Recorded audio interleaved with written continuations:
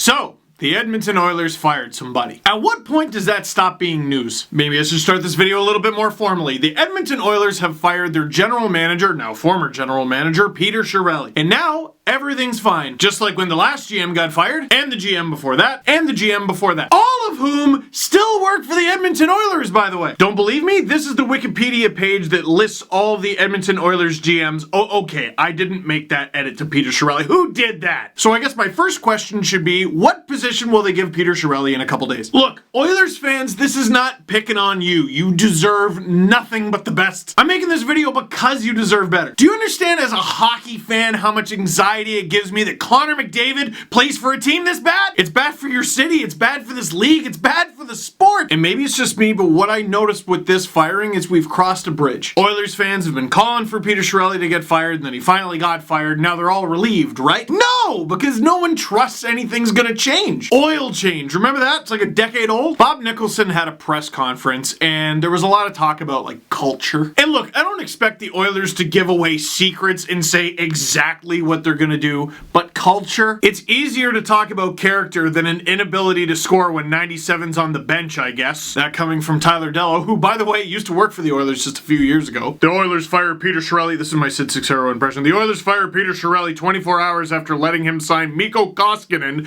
to a 3-year extension. I'm guessing he's not the only problem inside that organization. See, now you're getting there, Sid. A lot of people were talking about this today. Koskinen was re-signed and Chiarelli was fired the next day. And the Oilers, of course, said, hey, we like Mikko, and I get that. But there's also this from Mark Spector. Can report that the Koskinen deal was negotiated between Chiarelli and the agent, Marcus Leto. No one else from Oilers' end. I'm showing all these tweets for a reason. Let me get there. Peter Chiarelli was fired during the second intermission of last night's game, according to Bob Nicholson. Wanted to give him a chance to leave the building quietly, which to me is about as disgraceful as when Gerard Gallant was fired and then had to take a cab to the airport, except there's no picture. And last but not least, this tweet from Sean Tierney. Keith Gretzky will assume many of Peter Chiarelli's former duties as GM, followed by the Spider-Man meme. Here's my question.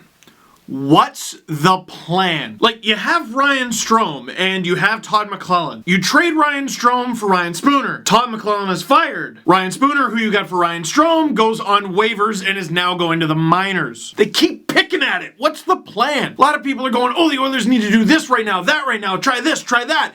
No. The best course of action for the Edmonton Oilers right now is to stop. Sit down, take a seat, take a breath. Don't answer your phone for a couple days. Thank goodness it's the bye week. There's a reason I said Sid Sixero, I think, was getting close to the problem. There's a Mark Spector article on Sportsnet.ca that dropped March 28th, 2016. How the Oilers got it wrong from the start with Yakupov. I won't read the whole thing, I'll put a link down below. But basically, for the 2012 draft, in which the Oilers had the first overall pick, fail for nail, that's who they got, out of 11 votes, it was 9-2 in favor of drafting Ryan Murray ahead of Nail Yakupov. One Edmonton Oilers scout based in Ontario didn't have Yakupov in the top 5 and didn't even have him as the best Sarnia Sting player, having him behind Alex Galchenyuk. From the article, with the advice of their on-the-ground scouts tucked away, the Oilers' brain trust of the day, Tambellini, president of hockey operations Kevin Lowe, soon-to-be GM Craig McTavish, and owner Daryl Cates would meet that afternoon to finalize the decision. The scouts were, to a man, surprised when that Friday morning meeting ended and Tambellini did not stand up to declare who the 2012 #1 overall draft pick would be.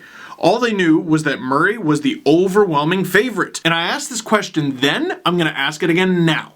Why is an owner involved in that conversation? Well, he signs everyone's checks and what he says goes. That's the dumbest thing ever. Look, speaking of oil change. Okay, when I go to the mechanic, I go there with money. I'm the owner of my car. I give money to the mechanic for their work. And when you bring it in, maybe you give them general instructions like, oh yeah, I need an oil change. But you don't tell them how to do it. Can you imagine me in there? They got the car hoisted up. I'm looking under there with a flashlight. They'd be like, get out of here and let the experts do the work. Let the car fixers fix the car. Let the guys you pay for their hockey expertise run the team. And look, Peter Chiarelli's track record in Edmonton was awful. But how many of the decisions that he made during his tenure can you confidently say he made? Listen, forget the Oilers, forget his name. The owner of any hockey team should be a fan of that team, should be passionate passionate, should believe in what they're doing, believe in their product. But get out of your own way by getting out of your employees' way. Otherwise, Peter Chiarelli, Keith Gretzky, Bob Nicholson, it's not gonna matter. Whoever they bring in, whatever their name is, whatever their resume is, might just be a puppet. That's why, and I know this is a hot take, Ken Hitchcock might be exactly what the Oilers need. Because dude, you can't tell him anything. You can't fire him. All you can do is send him back to retirement. He took this job because it was up the street. If anyone's gonna tell it like it actually is in Edmonton, I think it's gonna be Hitchcock. Listen, I don't think you gotta take up giant billboards like they did in Ottawa. I don't know if everyone needs to be fired. I mean, maybe. All I know is that the powers that be with the Edmonton Oilers at the tippy top need to decide who they want running their team and then let them run the team. Because dude, Connor McDavid! Look at the roster you currently have and it's still almost in the playoffs! Evaluate, be patient, quit picking at it, and you just might pull this off. What do you think is next for the Edmonton Oilers? There's a comment box down below. Oh, I'm sure I didn't have to tell you. So that is it for this one. Thank you very much for watching. Click like if you like this video. Click subscribe if you really liked it. Tell all your friends how to do their job and see how they like it. They won't.